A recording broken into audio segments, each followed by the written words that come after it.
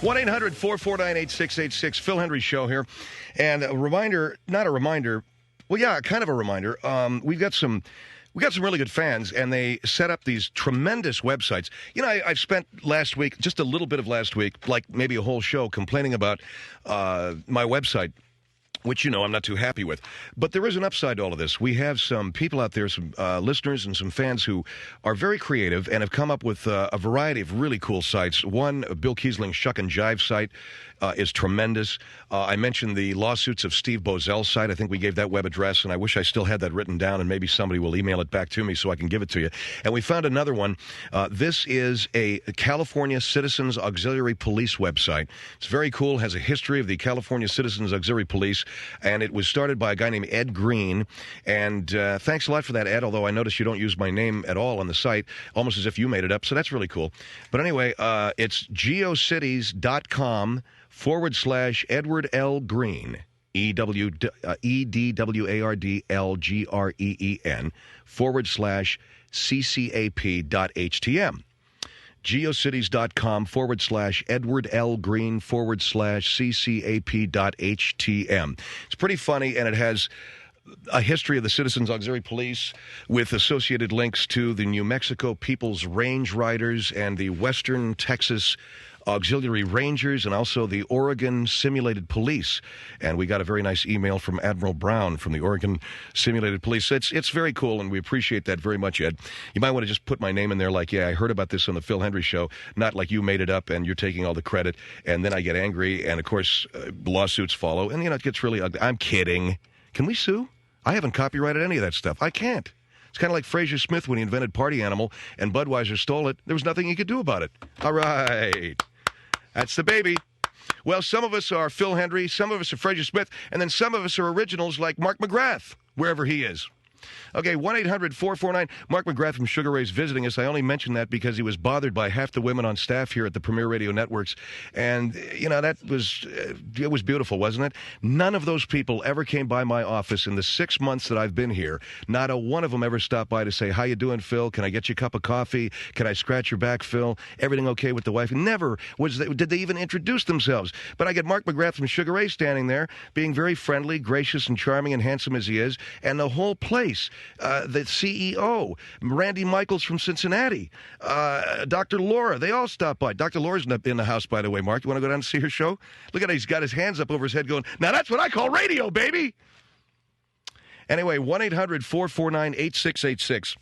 We have on the line, what are the lessons from Columbine? That's really the big question. Brad Rifkin has worked in the advertising business and has done a number of focus groups on people's perceptions to public events, people's perceptions to, if you will, public tragedies. Brad is on the line with us from Los Angeles to talk about lessons from Columbine. Brad, how are you? Phil, I'm doing very well. Thank you.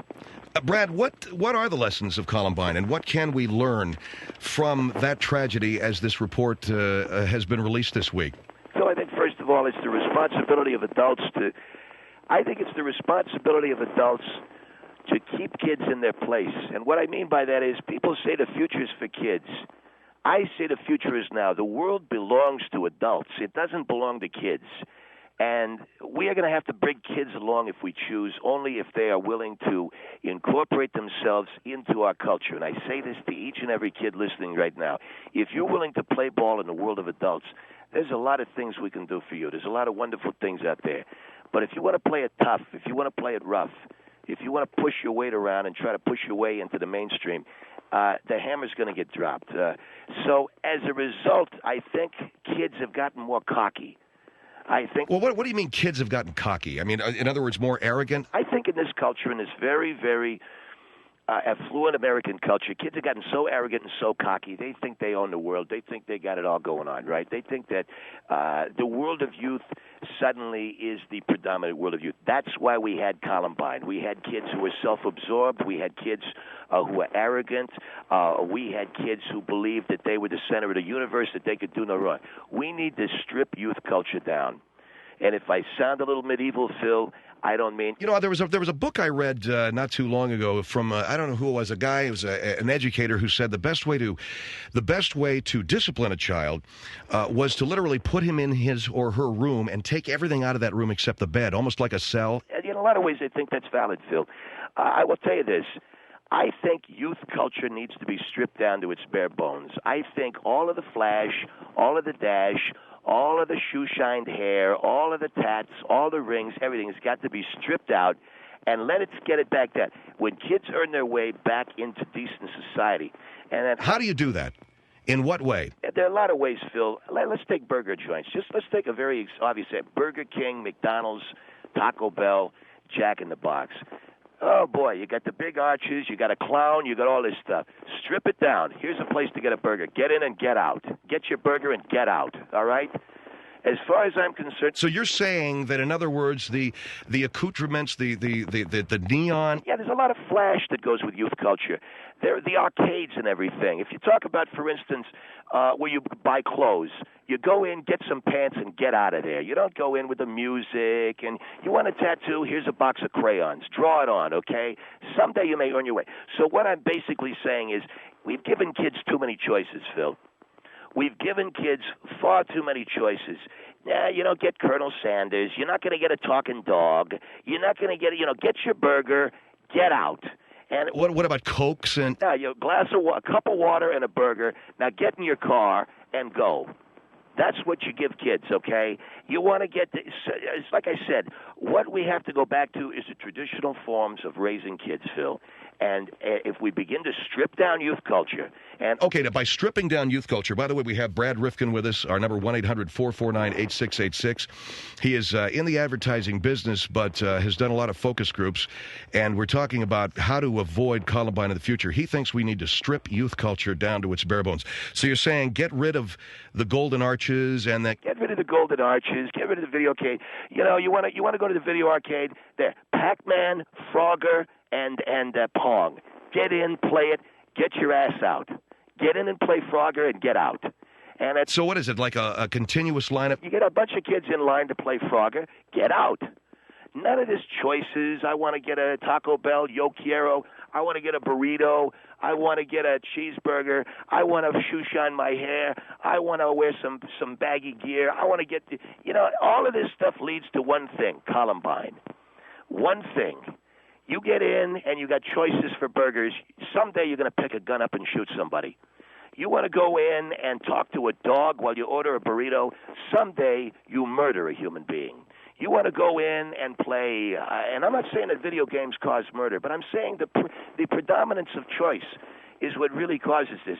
You want to go in there, you give a kid anything more than Frogger, death. Death ensues, murder ensues. And so what I'm saying, let's return to some of the good old days of, yes, corporal punishment, but let's strip that youth culture down so these kids absolutely do not think they've got a choice, that they have to live what they want to live. Well, now here's an interesting, you brought up corporal punishment. Let me give you an example, Phil. Certainly. When you and I were kids in the 1960s, there was a traditional way that our parents dealt with us. That was to you would fill up a pillowcase with full beer cans, and they would beat you in the abdomen or the back or the head with that. Okay? And I do not recall that. Okay? Well, I'm sorry. That was a traditional way of corporal punishment. I do not recall that. You're saying fill up a pillowcase with what? They'd fill up a pillowcase with beer cans. You know, Mr. Hendrie, it's interesting. You have a talk show, and I know that you've got an audience that you want to, win the hearts of.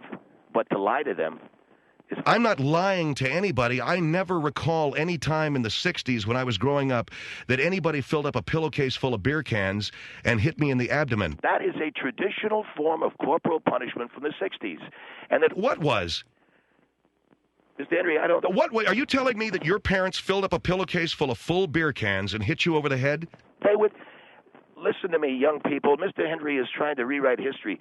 When I was a kid... I'm not rewriting anything. My parents never hit me in the stomach with a full bag of beer cans, okay? Well, it is a traditional form of punishment from the 1960s.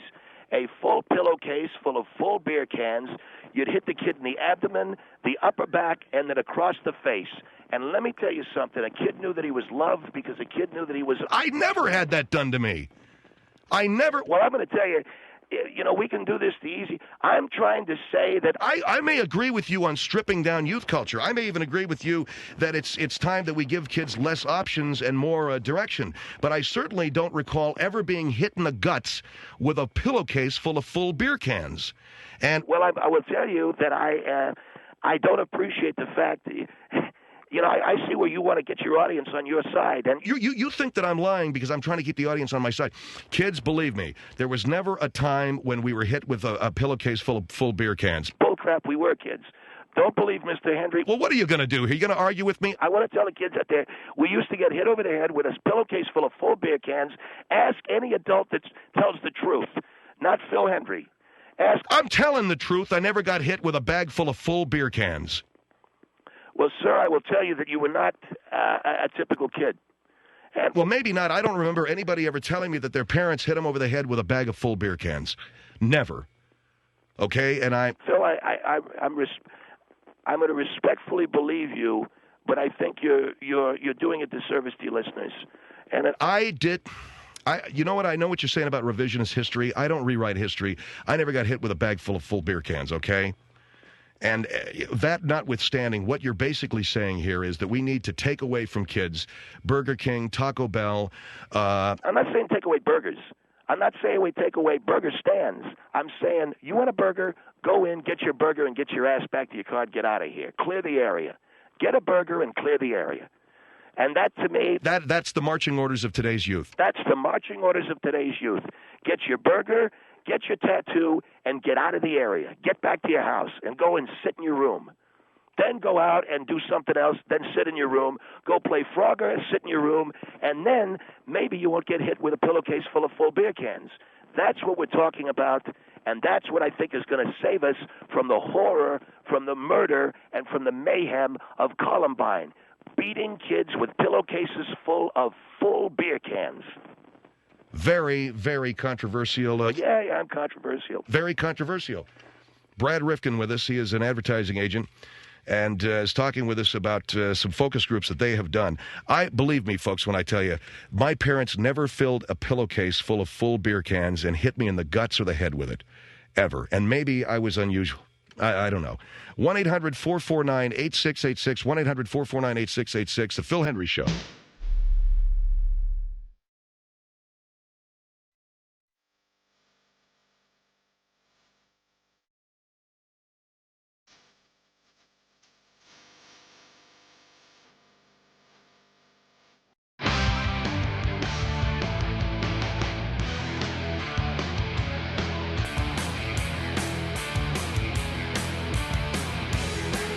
One 1-800-449-8686. Phil Hendrie Show here with Brad Rifkin, advertising agent. We're talking about the lessons of Columbine with the release of the report on what caused it. We have him on the line talking about some focus groups that he's been involved in. And you were talking about stripping down youth culture. Don't give kids as many options. Send them to the burger stand and send them home. Send them into the mall, get their pants, and get out of there. Is that what you're basically saying? Right, and I think a return to some good old-fashioned discipline, what we used to call a beer batter, which is being beaten with a pillowcase full of beer cans.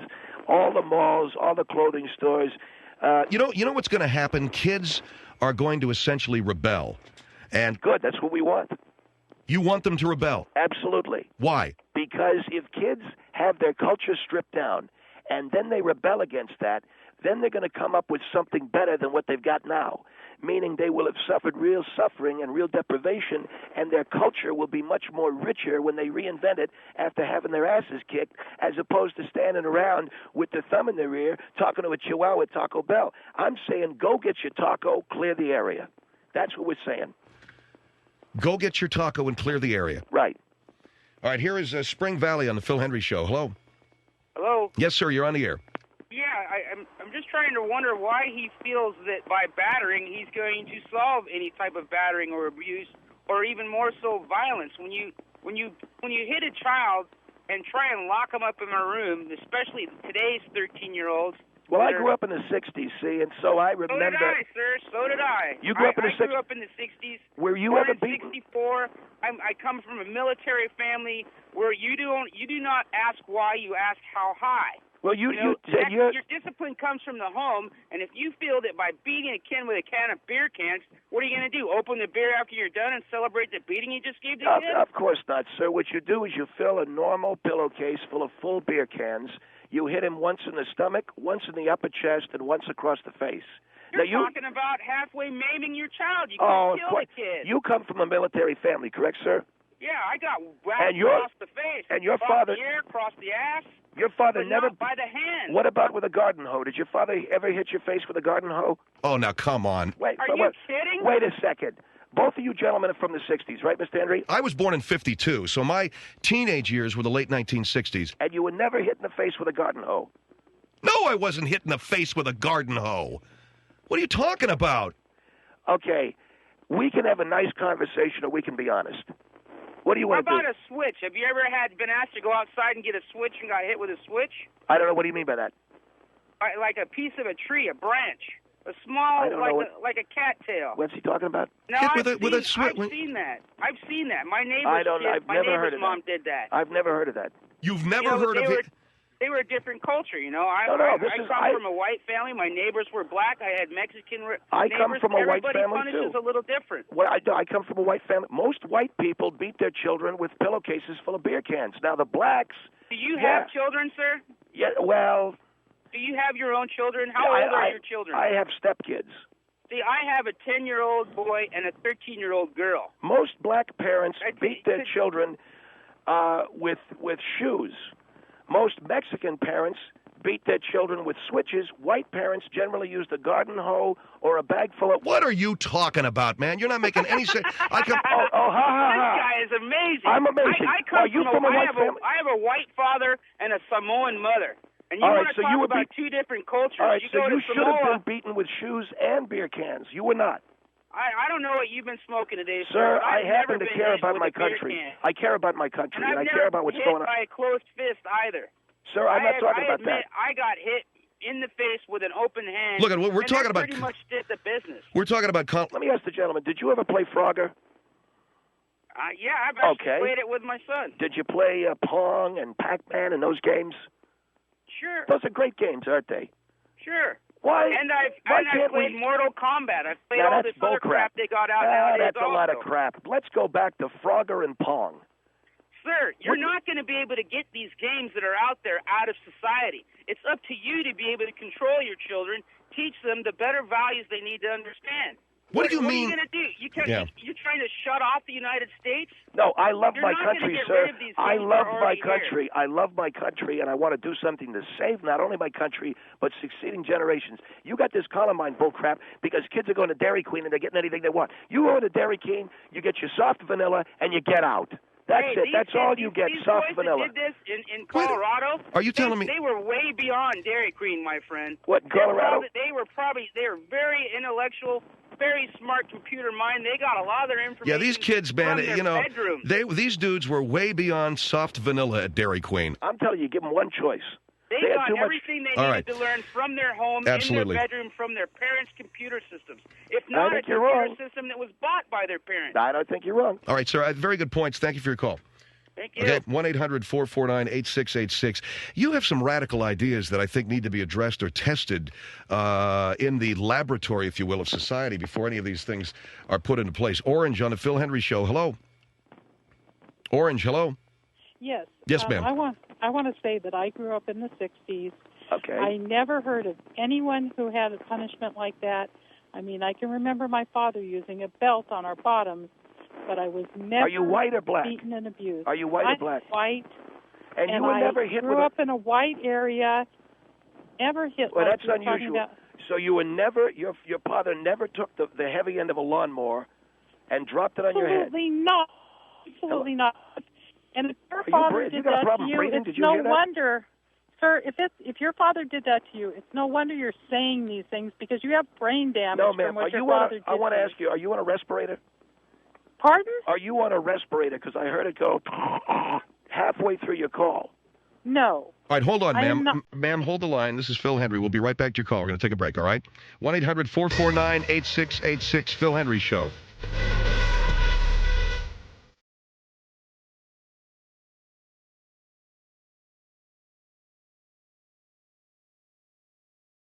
The Phil Hendrie Show.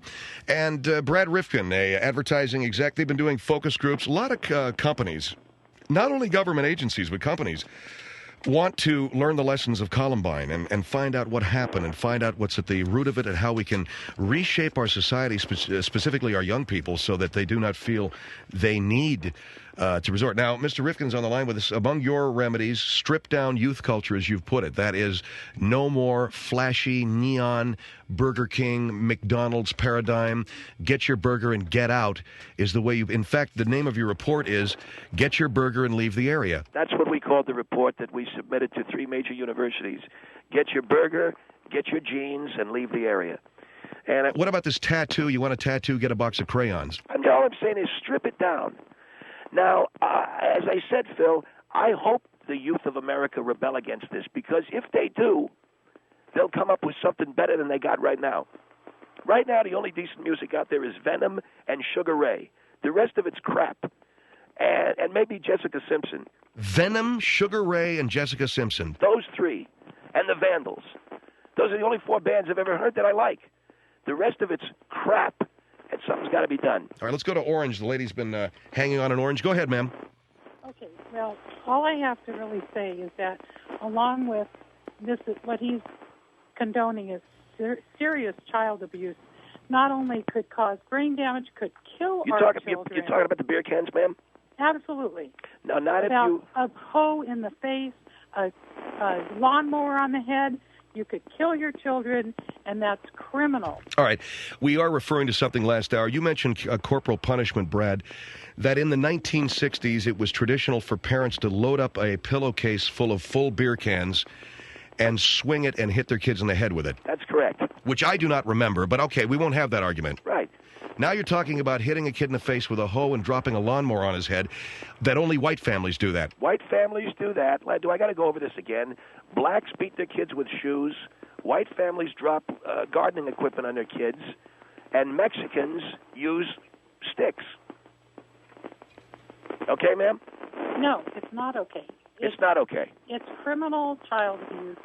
It's you chance murdering your child doing that. Have you ever spanked? I never had anybody that I ever knew experience anything like what Have you ever spanked your children? I have, on the rear end. On the rear end, and what? And I have gone as far as using a belt, and that is as far as I would ever go. Well, I think you need to. I think you need to rethink that. Well, I think you need to rethink where you're at, and I think you need to be in a mental institution. A mental institution? Absolutely. Just because I said beat a kid in the head. All I said was... If this is what you do to your children, you should be in jail. If you have children and you've done this to them, you should be in jail. All I said was stab a kid with pruning shears, and now I'm supposed to be in jail. Is that it? Stab a kid with... Not break the skin. Phil, what I'm trying to do is come up with creative forms of corporal punishment. And stab a kid with pruning shears. Don't break the skin. Oh, okay. You are insane. No, Jesus. All right, ma'am. Thank you very much. Thank you. Use a hot soldering iron in the groin. Are you there? She must have hung up. I was going to suggest a hot soldering iron to the groin, which is also a form of aversion therapy, which is something else our kids need. You got to be putting me on with that one, right? About what? A hot soldering iron to the groin. Phil, I'm not talking about burning the skin. I'm talking about creative aversion therapy. Otherwise, we never learn the lesson of Columbine. 1-800-449-8686, Salt Lake City on the Phil Hendrie Show. Hello. How you doing? Yes, sir. Hey, look, real quick, I'm an ex-police officer. I got to tell your guest one thing. If I would have shown up at your house, I would have put you in handcuffs. For what? I would have called Child Protective Services. For what? You would have probably not seen your children for a very long time. You would have gone to jail and been prosecuted for child abuse. You're in Utah, right? I was not a police officer here. I live here now. Oh, you were not? Where were you police officer? Because my understanding is Utah... Louisiana, sir, Louisiana. I just barely moved. You got a guy shot a guy in his driveway in Louisiana. He didn't even go to jail. What are you talking about? What are you talking about? The guy who shot that guy in a driveway. It's not even relevant, sir. I'm talking about child abuse. Some Chinese guy got shot in a driveway in Louisiana because he was dressed like John Travolta. Did you hear about that? Yeah, that was that was a very big case in Louisiana. And the guy didn't see 1 day of jail. All I'm trying to tell you is you need to read some legal books. He didn't get shot because he looked like John Travolta. He got shot because the guy didn't know who he was. You're going to jail if you do that to your children. That's my only point. Oh, so we're not supposed to spank our kids. Thanks a lot. Okay, 1-800-449-8686. That's an ex-police officer. Says you're going to go to jail if he sees you hitting a kid with a pillowcase full of beer cans. Well, so we don't live in America anymore, is that it? So we no longer live in America, where I can't find fault with my child, and I try. Do you want another Columbine, ladies and gentlemen? People of America, do you want kids walking into schools with guns? Do you want kids walking into schools, maybe not with guns, now with swords, with knives, with machetes? Now we're not just talking about shooting people, we're talking about hacking them to pieces. Is that what you want? If you don't want that, like I don't want that, you'll start beating your kids with hose. You'll start beating them with beer cans, and you'll start getting some discipline back into place in this country, and you'll start turning on gas-powered lawnmowers and driving them over your kids' feet. That's the only way we keep these kids in line. Hello. Are you done? That's why I was trying to make a point, because the guy hung up. He was a cop. That's all he had to say. So now we're turning on the lawnmower and driving it over the kids' feet. We're trying to save our country. Jeez. 1-800-449-8686. 3 universities, huh? 3 universities have accepted this report. Miami on the Phil Hendrie Show. Hello. Yeah, hi. Yes, ma'am. I'm here. Yes, ma'am. Hi. I have to start by saying, Are you Latin? You're Latin. You're Latin, aren't you? I am Cuban. Okay. I live in Miami. This lady will tell me. She'll back me up. Go ahead, ma'am. I've been in the United States for 32 years, and I'm not saying I'm going to back you up or not, because I lived in a very strict home. I can tell you one thing. I have a 19-year-old, an 18-year-old, and a 12-year-old. I don't have a single problem with them, and I've been a traveling mom for many, many years. How do I bring this You know, a weed whacker to the head not only punishes a kid, but you get a cheap haircut out of that, and I'm being very serious now. Well, no. Okay. I tried. I was told not to hit him over the head. I would hit him in the buns when it was needed. Hit him in the buns? But I can tell you one thing. Perhaps it's a little bit late. I'm calling you from my car phone. Yes, so ma'am. I'm sorry. But perhaps it's a little bit late for some of the youth right now. I think what parents need to do is not to indebt themselves, put everything on a credit card that a 5-year-old or a 6-year-old wants, because they want certain type of sneakers or certain type of even a haircut. You're insane. I don't understand a word you're talking about. You're mentally deranged. Thank you. I don't understand a thing you're saying. saying. Coming from you, it's an honor. What are you saying? Are you telling me to give a 5-year-old a credit card? Are you telling me to get a 5-year-old a credit card? No, that's what I'm saying. You're exactly not to do. That's not what I'm saying. Wait. Oh. Let's go back. What I'm trying to say is do not give Wait a minute. A lot of Cubans use bottles of tequila in a pillowcase, don't they? Or is that Mexico? No, and what are you they drinking hit me in Cuba? with a paddle Cuban rum. in my butt. A good bottle. But now, why do we have to talk about bottle hitting of Cuban kids? rum. This is exactly what we do not want to do. Why do you put smacking them over the head. You take a bottle of Cuban rum. You wrap it in a Well, towel. I don't drink. I don't drink. Boom. Well, you better start. I leave that to somebody else. You leave that to your husband, right? I'm trying to give you what I think, and I think a credit card to a 5-year-old, huh? Yeah, that's what she said. No, that's you not what I'm saying. Listen to this Can Chiquita I say banana what I here. want to say? For heaven's sake. Get a load of this Carib Chiquita, huh? She's going to give a credit card to a 5-year-old kid. Listen to the lady, what okay? I want to say is, Holy Christ. do not give these children everything they want. That's right. So at a very early age. They get in your case their bottle of rum and leave the area. No, that's not what I'm saying either. What I'm saying is you have to teach your children that you wake up every single morning and you go to work and make them aware of what's going on in your home. And then you come home and then you eat dinner and then you go to bed. And then do not give them every single thing that they frog. want. And I had a neighbor that was Cuban, and whenever his kid got punished, we got smashed on Myers while the kid was, mending his wounds. See, we'd beat the kid, we'd drink the Myers, maybe a little Coke, and the kid be in the bathroom, dabbing at the inside. Why does it matter if I'm a Cuban or not? Right now, my because kids, I think you're wonderful. Because I think your people have suffered. Because I think you're a freedom lover. Because I think you're great people. You're freedom-loving people. You're people who care about America. You came here on a boat. You love this country. You people of all people understand the good disciplinary value of beating a child with a rake, of the kind of. So don't let your kids get out of control. All right. Listen, thanks that's very much. what I want to show. Gotcha, the dear. Other side Thank of you it. very much. We got that. Okay. Boy, those Cuban broads can talk, can't they? She's talking. Here is Syracuse on the Phil Hendrie Show. Hello. Jesus. Good evening. I can't believe this guy. Look, first of all, I'm a Cuban American. Oh yeah, you're Cuban American too.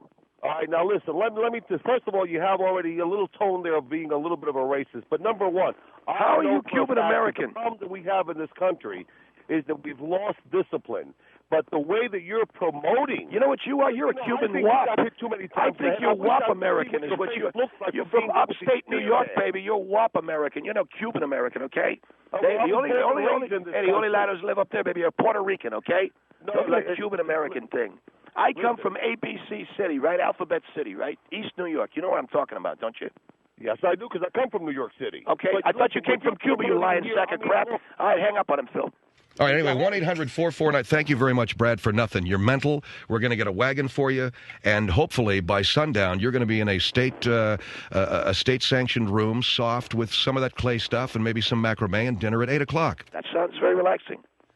Phil Hendrie Show, 1-800-449-8686.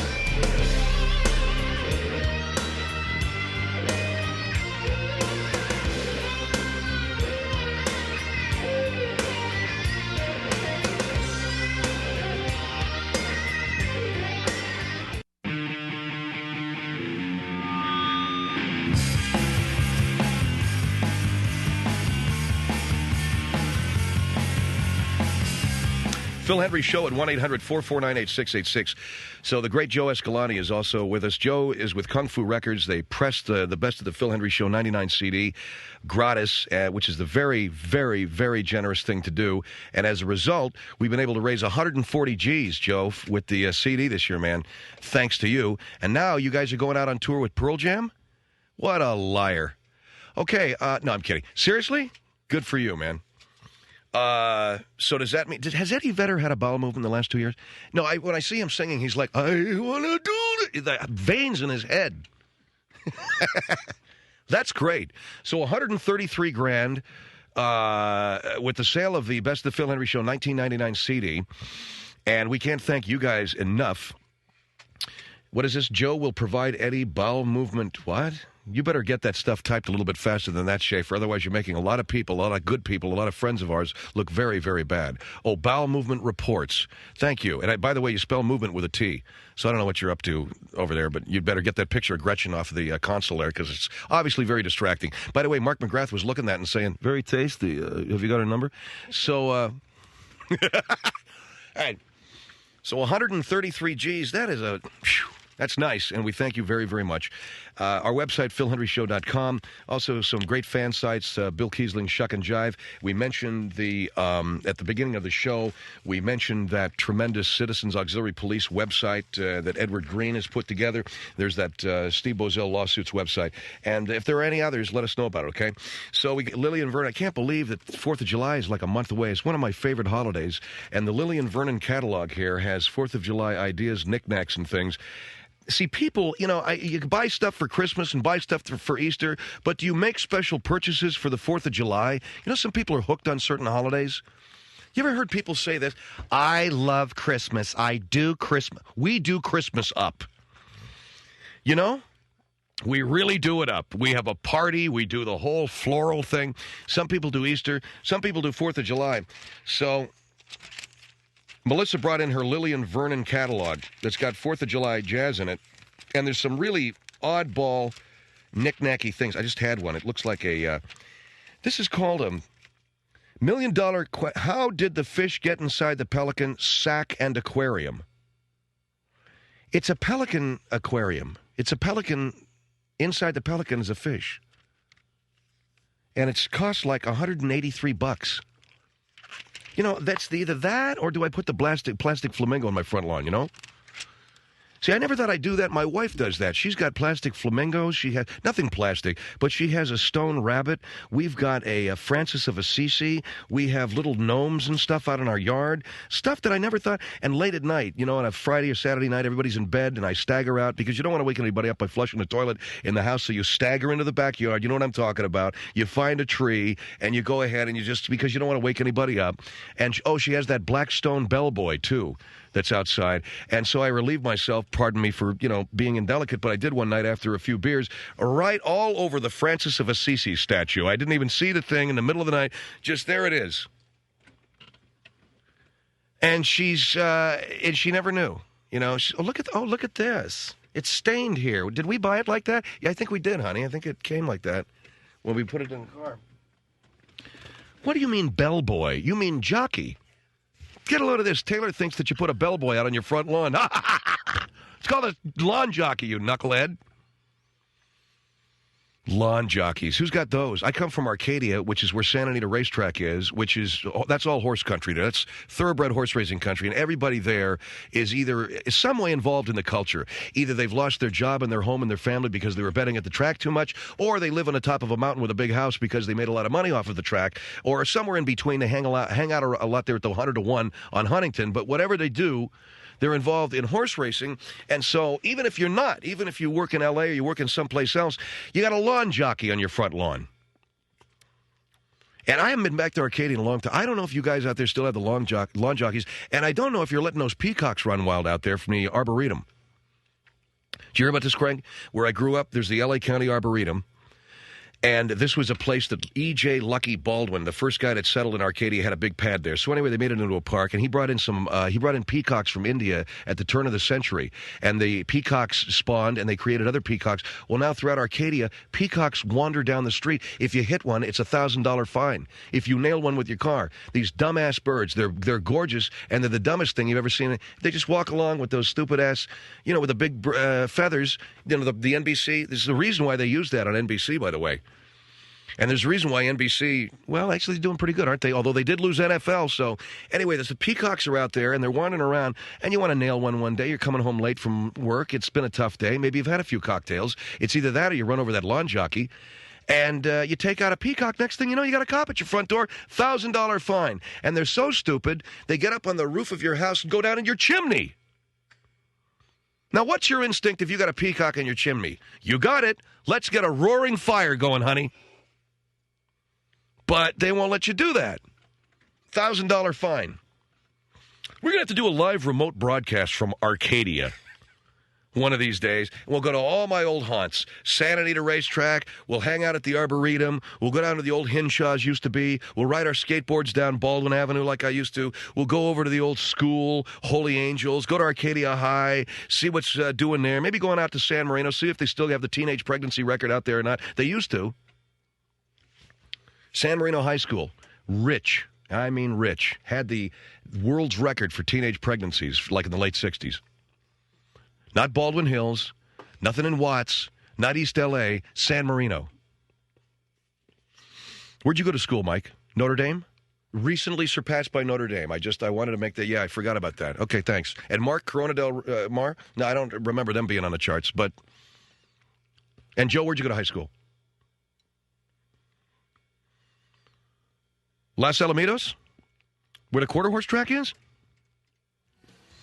It's like I was saying, a whole lot of guys whose whole lives were lost to the ponies. Anyway, it's the Phil Hendrie Show here, 1-800-449-8686.